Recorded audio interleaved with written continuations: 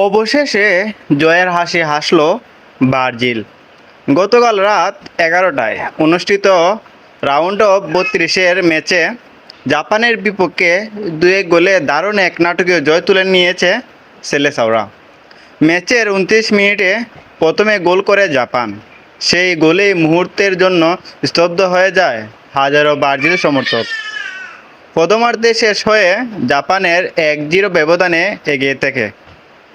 দ্বিতীয়ার্ধে ঘুরে দাঁড়ায় ব্রাজিল।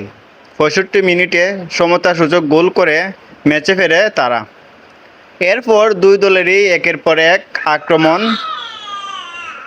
চালাতে থাকে আর উত্তেজনা বাড়াতেই থাকে।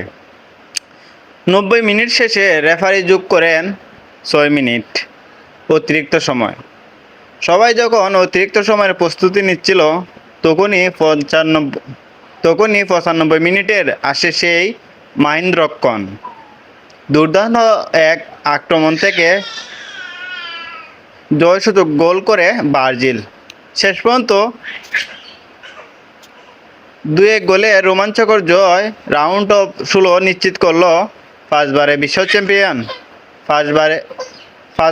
Champion Brazil. এই ম্যাচে নিঃসন্দেহে এবারের বিশ্বকাপের অন্যতম সেরা নাটকীয় লড়াই হয়ে থাকবে। আপনার মতে ব্রাজিল কি এবারে বিশ্বকাপ জিততে পারবে? কমেন্টে অবশ্যই জানাবেন।